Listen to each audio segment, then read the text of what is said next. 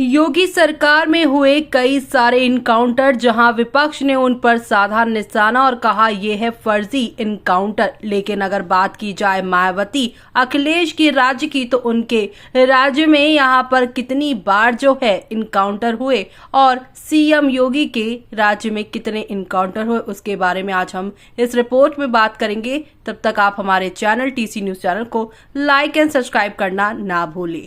आपको बता दें, बहराइच हिंसा के 2 आरोपियों का एनकाउंटर हुआ तो एक बार फिर विपक्षी पार्टी सपा और कांग्रेस ने योगी सरकार पर निशाना साधा और कहा है कि ये एनकाउंटर नहीं जान ली गई है। हालांकि इन सबके बीच ये सवाल उठ रहा है कि आखिर यूपी में किसकी सरकार में कितने एनकाउंटर हुए जिनमें अपराधियों को जान देनी पड़ी और इस पर यहाँ पर नींद से उन्हें सुला दिया गया। बहराइच हिंसा के 4 दिन बाद यूपी पुलिस ने 2 आरोपियों का हाफ एनकाउंटर किया। दोनों आरोपियों के नाम मोहम्मद सरफराज और मोहम्मद तालीम है। इनमें से सरफराज वही है जिसने रामगोपाल मिश्रा की गोली मारकर जान ली थी। वहीं जैसे ही एनकाउंटर की खबर सामने आई, विपक्षी समाजवादी पार्टी और कांग्रेस ने योगी सरकार को एक बार फिर से निशाने पर ले लिया है। अखिलेश यादव ने निशाना साधते हुए कहा है कि एनकाउंटर नहीं बल्कि जान ली गई है। वहीं कांग्रेस प्रदेश अध्यक्ष अजय राय ने कहा है कि योगी सरकार हमेशा से ही फर्जी एनकाउंटर करती रही है।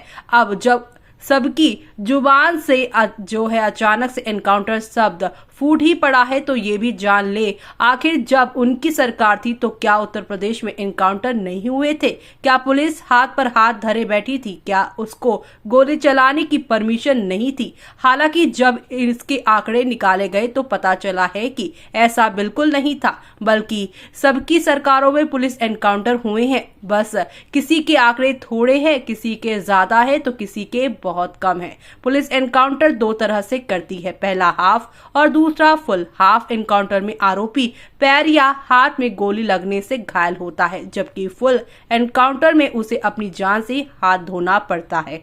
हम यहाँ बात फुल एनकाउंटर की कर रहे हैं। बीते 20 सालों में सभी सरकारों में फुल और हाफ दोनों तरह के एनकाउंटर हुए हैं। और अगर बात फुल एनकाउंटर की करें तो मुलायम सिंह यादव सरकार के कार्यकाल में 29 अगस्त साल 2003 से 13 मई साल 2007 तक 499 अपराधी एनकाउंटर में मारे गए हैं। तो वहीं मायावती के 13 मई साल 2007 से 14 मार्च साल 2012 वाली सरकार में 261 अपराधी मारे गए। अखिलेश की 15 मार्च साल 2012 में से 19 मार्च साल 2017 वाली सरकार में 40 अपराधी एनकाउंटर में मारे गए। वहीं योगी सरकार में 19 मार्च साल 2017 से अब तक 210 अपराधी एनकाउंटर में मारे गए हैं। अगर सबसे ज्यादा एनकाउंटर की बात करें तो मुलायम सिंह की 4 साल की सरकार में 499 अपराधियों की पुलिस ने मारा था। योगी सरकार के 7.5 साल के मुकाबले उनके 4 साल के कार्यकाल में यहाँ पर जो है 2 गुने से ज्यादा एनकाउंटर किए गए। वहीं दूसरे नंबर पर मायावती की सरकार रही। 5 साल की सरकार में 261 अपराधी पुलिस मुठभेड़ में मारे गए थे। वहीं सबसे कम अखिलेश की सरकार में 40 अपराधी मारे गए हैं।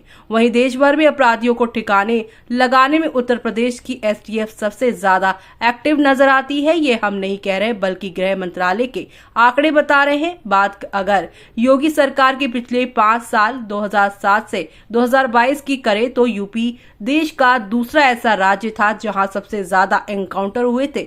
इनमें से 117 अपराधियों के एसटीएफ की गोली लगने के बाद जान गई। वहीं राजस्थान में 8, मध्य प्रदेश में 13, बिहार में 22 और अपराधी एनकाउंटर में मारे गए। तो ऐसे में अब आपको बता दें, इन कुख्यात अपराधियों के एनकाउंटर में ली गई है जान।